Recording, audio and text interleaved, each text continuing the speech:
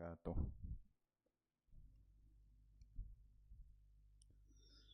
Alhamdulillahi rabbil alamin. Hamdan kathiran tayyiban mubarakan fih. Kama yuhibbu rabbuna wa yarda. Wa ashhadu an la ilaha illallah wahdahu la sharika lah. Wa ashhadu anna muhammadan abduhu wa rasuluh. Allahumma salli wa sallim wa barik ala nabiyyina Muhammad wa ala alihi wa ashabihi wa man tabi'ahum bi ihsan ila yaumiddin, amma ba'd. Kita panjatkan puji dan syukur atas kehadirat Allah Subhanahu wa ta'ala.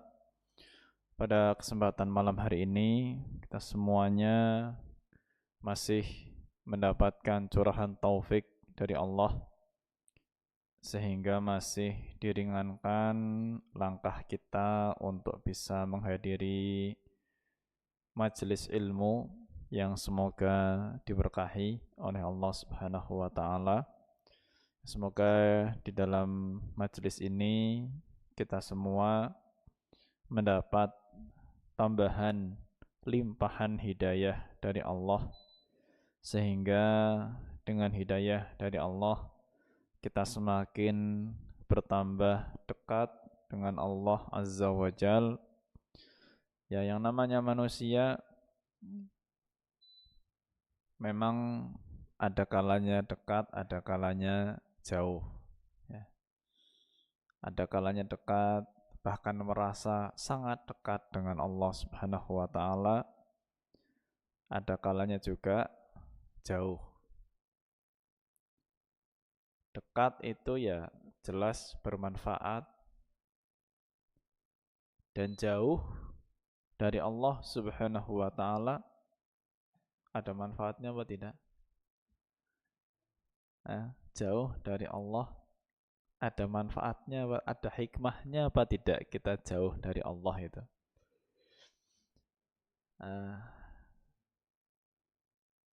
Allah Subhanahu wa ta'ala itu mentakdirkan sesuatu tidak mungkin tanpa hikmah.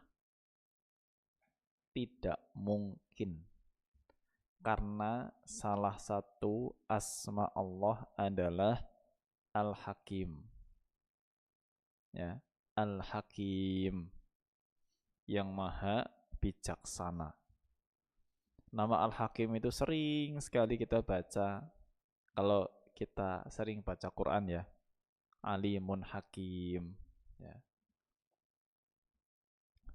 Salah satu yang kita yakini dari asma Allah Al-Hakim adalah dalam setiap yang Allah takdirkan itu pasti ada hikmahnya, pasti.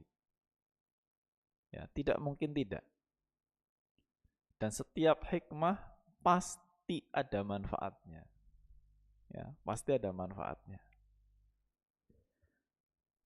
Hanya hikmah itu tidak diketahui kecuali oleh hamba-hamba yang memang dikehendaki oleh Allah Subhanahu wa ta'ala.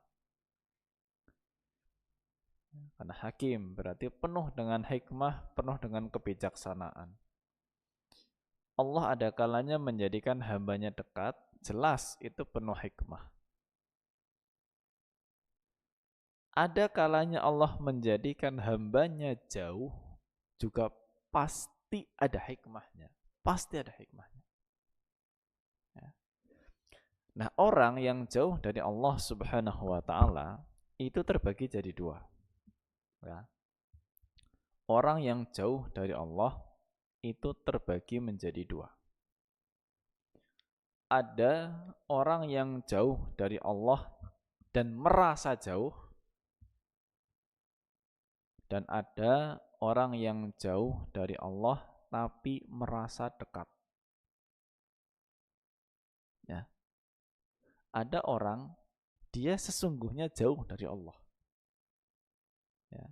Dan dia sadar, dia merasa jauh dari Allah, dia sadar. Tipe yang kedua, sesungguhnya dia jauh dari Allah, tapi dia tidak sadar. Ya, tidak sadar kalau dia jauh dari Allah. Jadi yang dia rasa dia dekat, padahal dia jauh.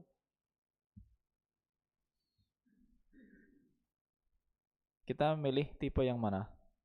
Pertama atau yang kedua? Kepenakan nggak milih. Milihnya orang yang dekat. Dekat dengan Allah. Tapi tadi makanya saya katakan, dekat dengan Allah itu sesuatu yang rasanya tidak mungkin konstan. Konstan itu stabil terus. Ya. Jauh, dekat, jauh, dekat, jauh, dekat. Ada kalanya seperti itu. Itu keniscayaan manusia seperti itu. Ya. Nah, sehingga saat posisi sedang jauh dari Allah Subhanahu wa taala atau menjauh, ya, harapannya kita menjadi orang yang sadar.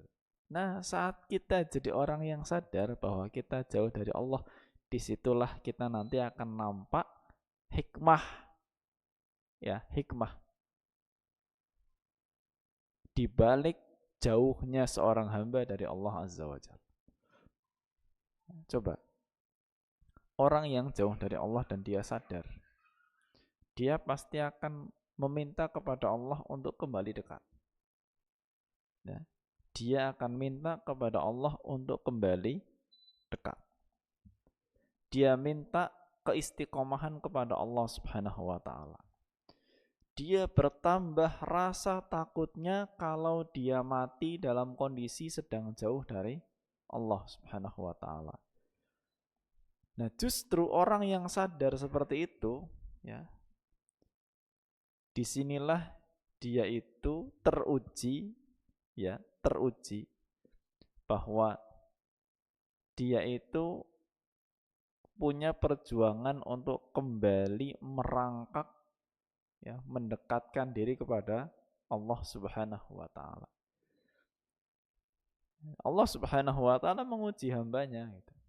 Siapa yang nanti lulus ujian, dan jauh dari Allah Subhanahu wa taala itu salah satu ujian. Hidup ini isinya ujian toh. Ya. Jauh dari Allah ini salah satu ujian. Tinggal kita sadar atau tidak. Ya, saat jauh dari Allah, kita sedang diuji sama Allah. Ya. Lulus atau tidak ujian ini. Ya, saat lulus, Masya Allah. Ya. Makanya Imam Ibnul Qayyim rahimahullahu ta'ala menceritakan atau beliau menyebutkan bahwa ada orang-orang yang dulunya jauh dari Allah Subhanahu wa taala, bahkan sangat jauh dari Allah. Tapi ketika sedang berupaya untuk mendekatkan diri kepada Allah, akhirnya dia lebih dekat dengan Allah Subhanahu wa taala daripada orang-orang yang merasa dekat dengan Allah Azza wa Jalla. Ya. Jadi ada orang-orang yang dulunya jauh dari Allah, banyak maksiat, banyak melakukan tindakan kriminal, ya, kejahatan. Tapi dia sadar itu sebetulnya salah. Ya, sadar itu salah. Itu dosa. Sehingga apa? Dengan kesadaran itu dia minta kepada Allah untuk dimudahkan bertobat, dimudahkan menjauhkan maksiat, terus minta kepada Allah.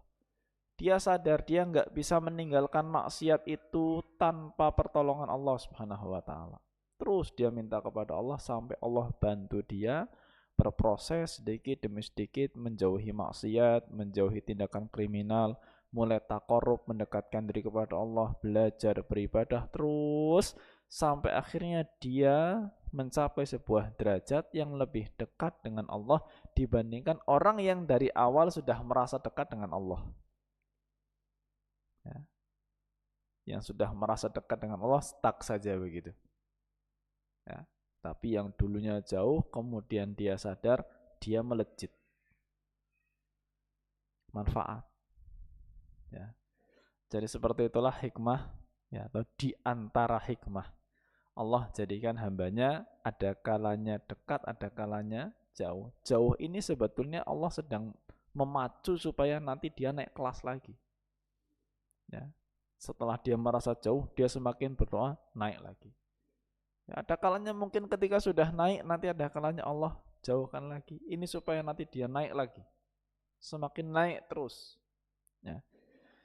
Sehingga perlu untuk menumbuhkan rasa kepekaan di dalam hati, ya, supaya memahami kita itu sedang dekat atau sedang jauh. Sedang dekat kita doanya minta istiqomah, sedang jauh kita doanya minta dekat lagi. Ya. Nah, semoga kesempatan malam hari ini tentunya setiap pertemuan kita harapkan bertambahnya kedekatan kita dengan Allah Subhanahu wa taala. Dan materi malam hari ini akan disampaikan yang semoga menjadi tambahan ilmu untuk kita semuanya. Kita akan bahas kaidah yang ketiga dari 50 kaidah kenabian, yaitu agama adalah nasihat. Ya, agama adalah nasihat. Mungkin redaksi agama adalah nasihat, ya, bagi yang belum sampai merenungi betul hadisnya. Redaksi itu mungkin saja rasanya biasa-biasa saja. Ya, dulu ya saya juga mendengar redaksi itu, agama adalah nasihat gitu. Ya, belum dapat hidayah dari Allah, ya rasanya dengar itu biasa-biasa aja itu. Padahal redaksi itu, agama adalah nasihat, itu kan sumbernya adalah hadis. Ya, sumbernya adalah hadis yang diriwayatkan oleh Imam Muslim. Ya, hadis yang diriwayatkan oleh Imam Muslim. Nabi alaihi salatu wassalam bersabda, ad-dinun nasihah, ad-dinun nasihah, ad-dinun nasihah, sampai 3 kali. Agama ini adalah nasihat. Agama ini adalah nasihat. Agama ini adalah nasihat. Kita renungkan sampai sini dulu. Ketika beliau sallallahu alaihi wasallam mengulang redaksi itu 3 kali. Mengulang itu 3 kali. Coba, berarti penting atau tidak? Penting. Ya. Dengan diulangnya kalimat itu 3 kali, itu menunjukkan bahwa itu penting. Apalagi yang mengulang adalah Nabi sallallahu alaihi wasallam. Ya.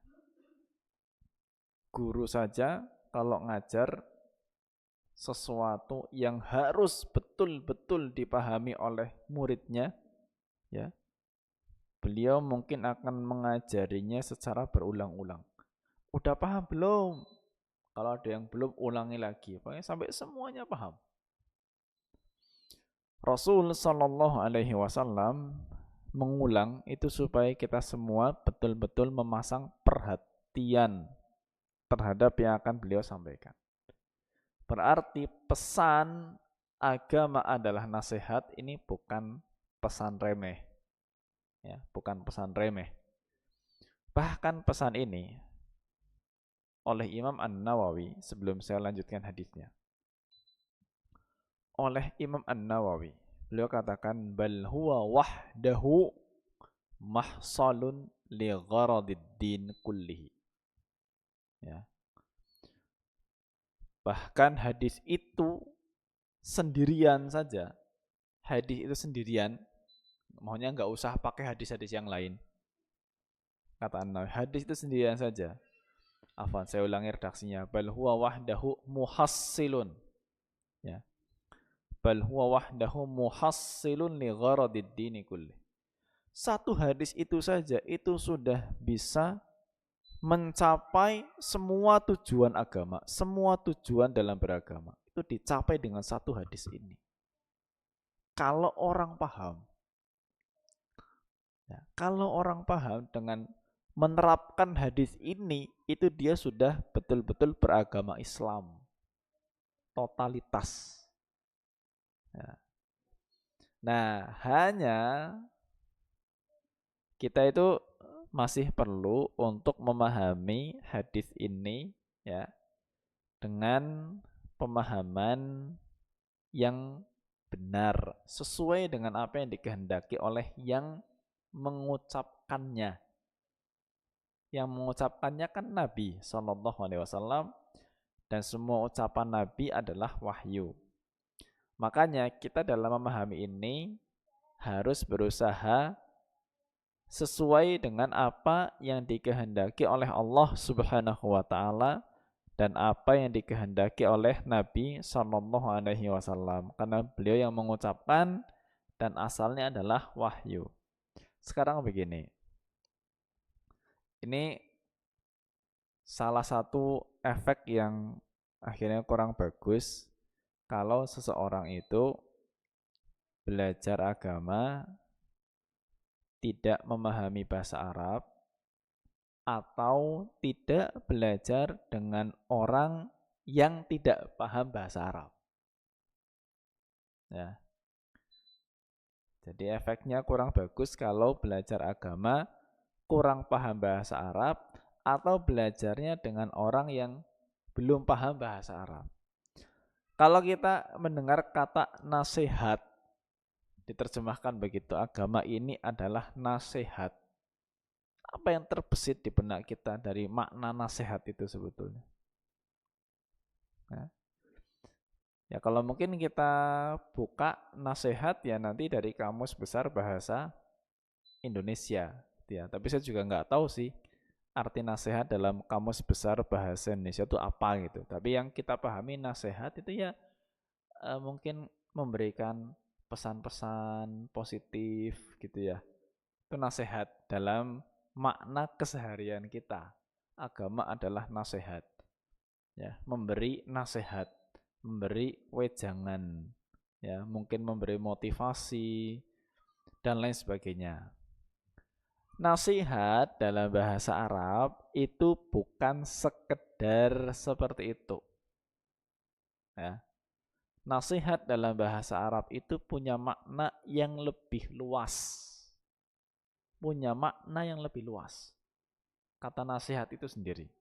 Cuma kalau sudah diserap ke bahasa Indonesia, menjadi bahasa Indonesia, kata nasihat itu mengalami penyempitan makna. Ya. Penyempitan makna seolah-olah nasihat itu hanya sekedar untuk menunjukkan makna memberi wejangan. Memang itu salah satu ya, salah satu makna nasihat dalam bahasa Arab itu. Ya. Salah satu makna nasihat dalam bahasa Arab ya memberi pesan positif, memberi pesan baik gitu ya. Ngasih wejangan, betul. Tapi itu hanya salah satu dari makna nasihat dan bukan itu satu-satunya. Makanya saya katakan nasihat itu dalam bahasa Arab maknanya luas. Tidak hanya ngasih nasihat baik berupa lisan ataupun tulisan. Tidak, bukan itu. Bukan sekedar itu. Itu hanya salah satu makna saja. Kita lihat lanjutan hadisnya supaya kita semakin terang. Oh, ternyata artinya tidak sebatas yang kita pikirkan. Setelah Nabi Shallallahu Alaihi Wasallam menyebutkan ad-dinun nasihah, agama adalah nasihat sampai 3 kali, beliau ditanya, liman ya Rasulullah, untuk siapa nasihat itu wahai Rasulullah? Maka Rasul alaihi salatu wassalam menjawab, lillahi, wali kitabihi, wali rasulihi, wali a'immatil muslimina wa ammatihim. Beliau sebutkan 5 ya. Nasihat itu untuk siapa? Untuk 5 ini. 1 untuk Allah. 2 untuk kitabnya, kitab Allah. 3 untuk rasulnya. 4 untuk para pemimpin kaum muslimin. Ya, untuk para pemimpin kaum muslimin. Yang terakhir kelima wa amatihim, dan untuk segenap kaum muslimin. Ya. Untuk Allah, untuk kitabnya berarti Al-Quran. 3 untuk rasulnya, ya, berarti Nabi kita Muhammad sallallahu alaihi wasallam. 4 untuk para pemimpin, para imam kaum muslimin, dan yang terakhir untuk segenap kaum muslimin. Coba kita cermati, lillah. Kalau kita pahami kata nasihat dengan bahasa Indonesia, coba sambungkan dengan hadis ini. Nasihat untuk siapa? Untuk Allah. Nasihat untuk Allah tuh bagaimana? Kalau kita pahami kata nasihat pakai bahasa Indonesia, bisa-bisa orang mikirnya kita menasihati Allah tuh gimana menasihati Allah? Nah, bisa gitu ngomong sama Allah? Nasihat untuk Rasulnya. Menasihati Rasul, yang ada kita butuh dinasihati sama Rasul, bukan kita menasihati Rasul, kan begitu. Kalau kita memahami kata nasihat hanya sebatas apa yang kita tahu dalam keseharian kita di bahasa Indonesia. Makanya kita coba perluas dulu pemahaman kita dengan kata nasihat ini, baru kita paham hadis ini. Ya. Kita kembali ke makna nasihat itu sendiri dulu dalam bahasa yang syar'i. Ya. Bapak dan Ibu jamaah yang dirahmati Allah, kata nasihat, ya, itu kalau dalam bahasa Arab kita kembalikan ke asal huruf penyusunnya. Jadi dalam setiap kata, umumnya ya, dalam setiap kata di bahasa Arab itu akan punya 3 huruf pokok. Ya, akan punya 3 huruf pokok. Ya. Kata nasihat ini di dalam susunan hurufnya itu punya 3 huruf pokok.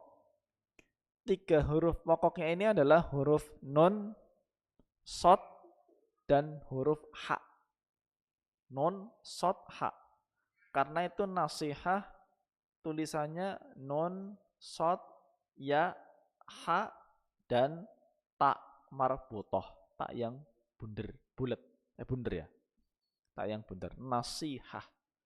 Nah, kata nasihah itu yang 5 huruf, nun, shad, ya, ha, dan tak. Dari 5 ini ada 3 huruf yang pokok. 3 huruf yang pokok adalah nun, shad, dan ha. Na, so, ha. Ya. Nasoha. Apa sebetulnya makna dari kata nasoha itu? Jadi kata yang tersusun dari 3 huruf ini, nun, shad, dan ha, itu punya arti murni atau memurnikan. Ya. Murni atau memurnikan. Itulah asal makna kata yang tersusun dari 3 huruf ini, nun, shad, dan ha. Artinya apa? Murni atau memurnikan. Jadi kita maknai hadis tadi ad-dinun nasihah, ya.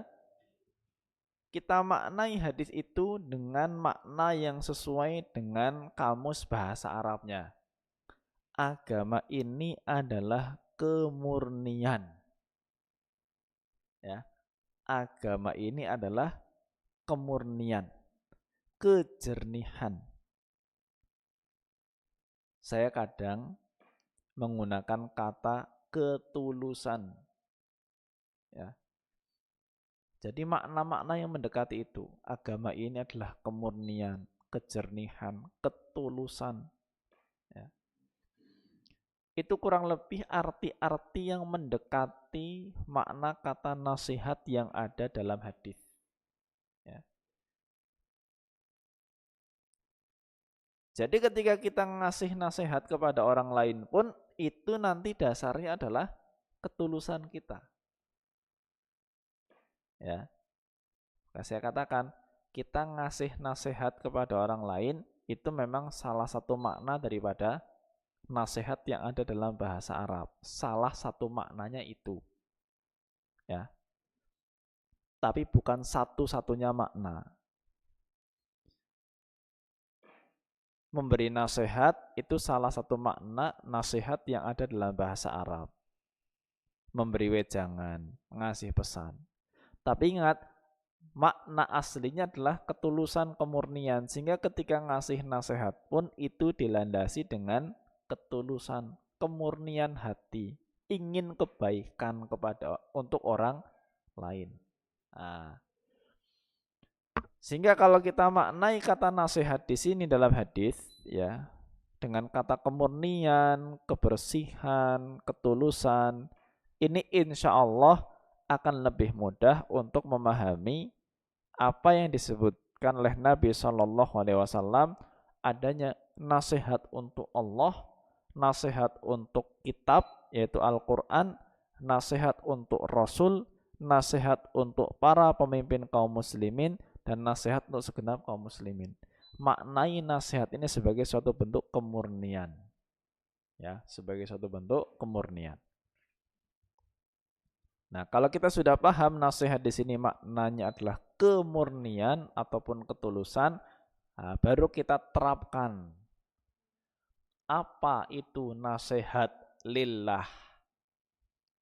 Kemurnian kita, kemurnian hati kita dalam bersikap, ya, berinteraksi dengan Allah Subhanahu wa taala. Ya. Apa, ya, bentuk kemurnian kita, ya, saat kita berinteraksi, saat kita berhubungan dengan Allah Azza wa Jalla, gampangnya begitu, ya.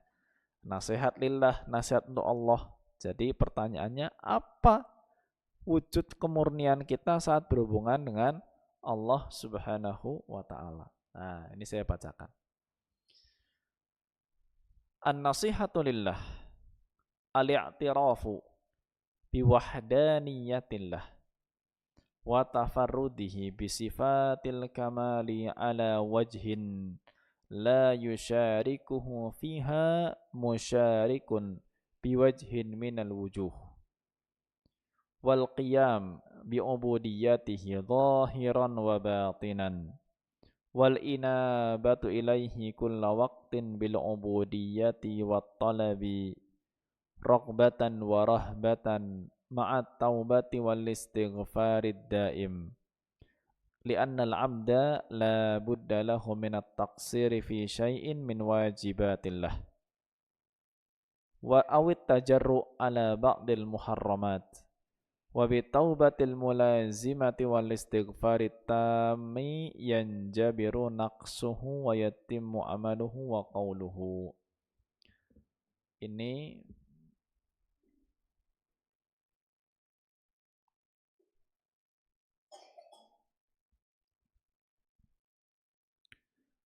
dikutip dari kitab Jami'ul Ulum wal Hikam, ya, Imam Ibn Rajab Al-Hanbali. Baik, saya jelaskan perlahan ya, karena tadi paragrafnya panjang. Ya, mungkin malam ini pun hanya membahas nasihat untuk Allah saja. Jadi yang dimaksud kemurnian kita saat berhubungan dengan Allah adalah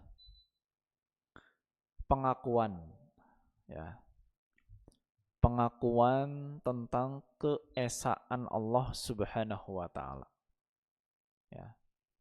Pengakuan terhadap keesaan Allah Subhanahu wa taala. Kemudian pengakuan bahwa Allah itu satu-satunya yang memiliki sifat kesempurnaan. Ya. Jadi tadi ada pengakuan terhadap keesaan Allah, lalu pengakuan bahwa Allah satu-satunya yang memiliki sifat kesempurnaan, ya.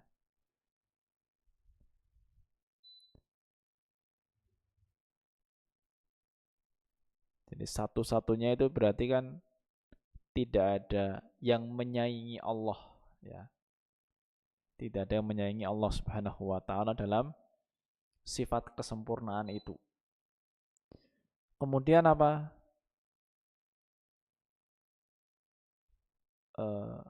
Menghambakan diri kepada Allah Azza wa Jalla. Ya, menghambakan diri kepada Allah lahir dan batin. Ya, menghambakan diri kepada Allah lahir dan batin.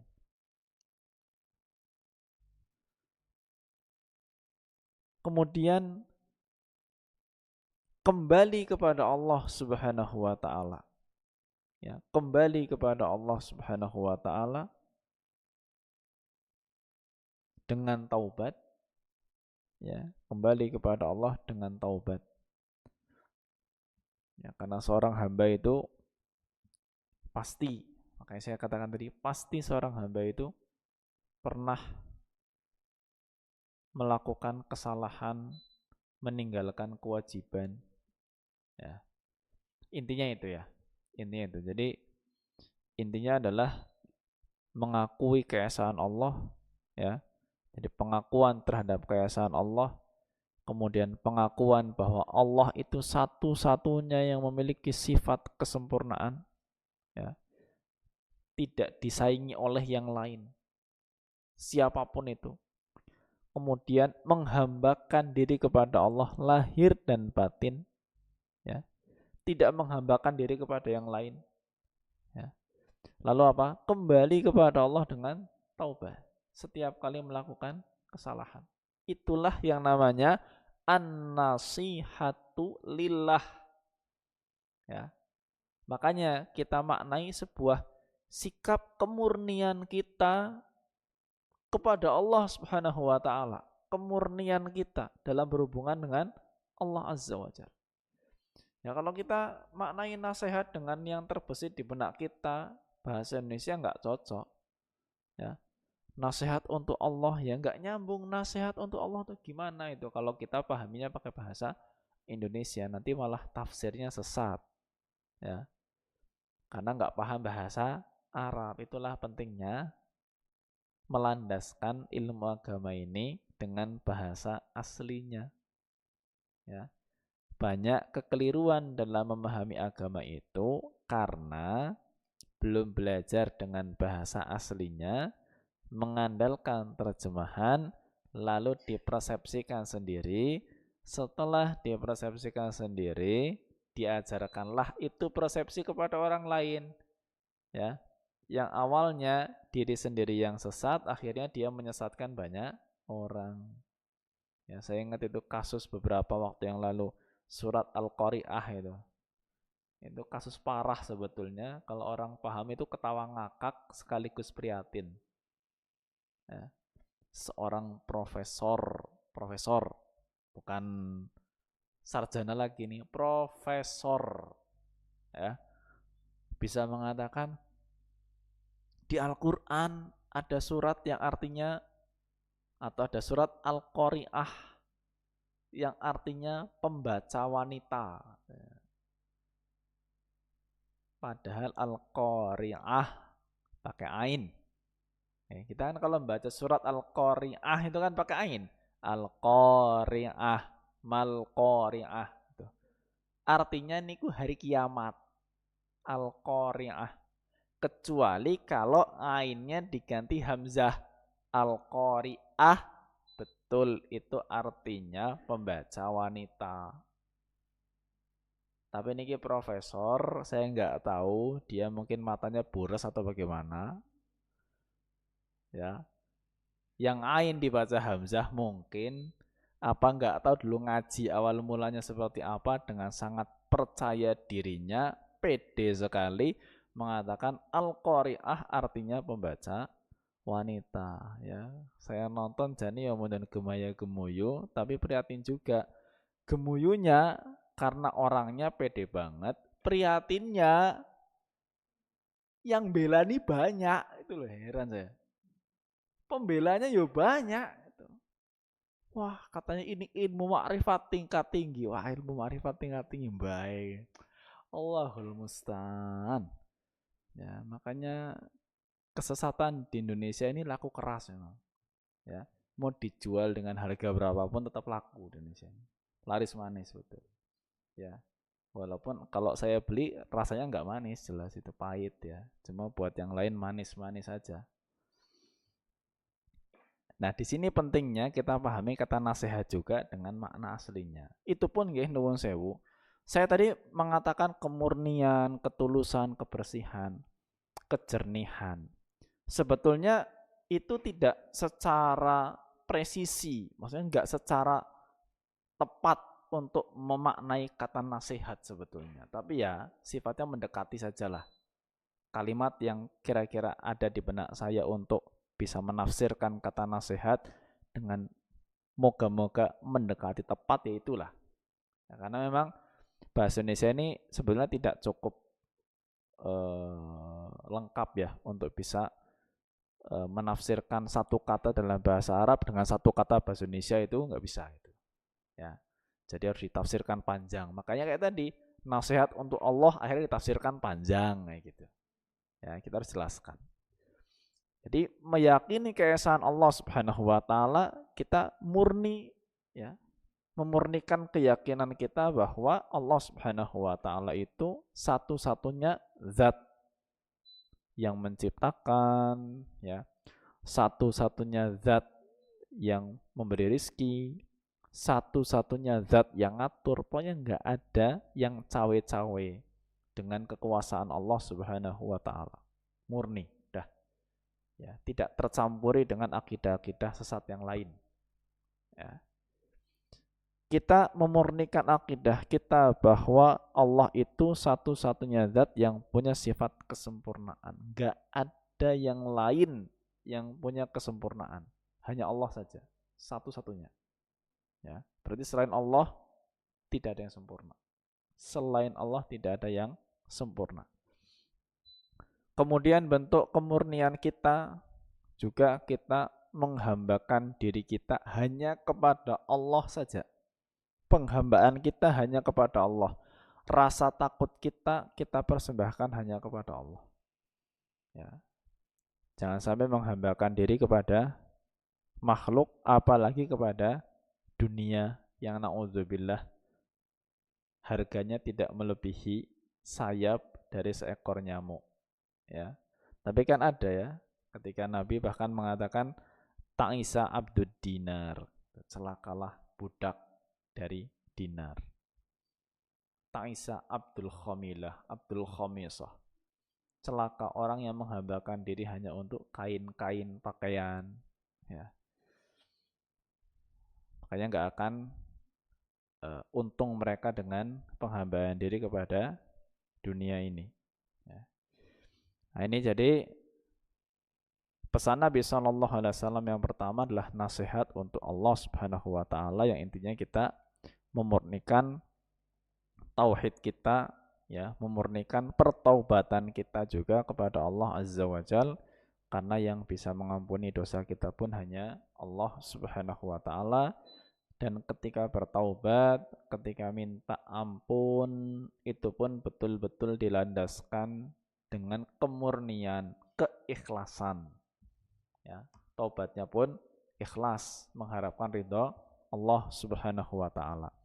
Nah, maka itu kurang lebihnya untuk mempersepsikan nasihat lillah, nasihat untuk Allah, ya, yang intinya memurnikan tauhid kita kepada Allah. Maka ini menjadi inti agama yang pertama, ya. Agama adalah nasihat. Yang pertama adalah kemurnian akidah kita dalam bertauhid, mengesahkan Allah Subhanahu wa taala. Masih ada 4 sisanya, kita akan bahas sedikit demi sedikit untuk poin-poin yang berikutnya dengan seizin Allah mungkin di pertemuan yang mendatang. Semoga Allah mudahkan. Sementara untuk malam hari ini sekian dulu dari kaidah yang ketiga ini. Semoga Allah Subhanahu wa taala memberkahi kita, memberikan pemahaman yang benar, dan semoga Allah mudahkan untuk mengamalkannya. Syukur-syukur bisa mengajarkannya kembali supaya menjadi pahala jariyah untuk kita semuanya. Kurang lebihnya untuk kesempatan malam hari ini saya mohon maaf. Jazakumullahu khairan atas perhatiannya. Wassallallahu ala nabiyyina Muhammad wa ala alihi wa sahbihi wa baraka wa sallam. Wa akhiru da'wana anil hamdulillahi rabbil alamin. Subhanakallahumma wa bihamdika asyhadu an la ilaha illa anta astaghfiruka wa atubu ilaik. Billahi taufik wal hidayah. Wassalamualaikum warahmatullahi wabarakatuh.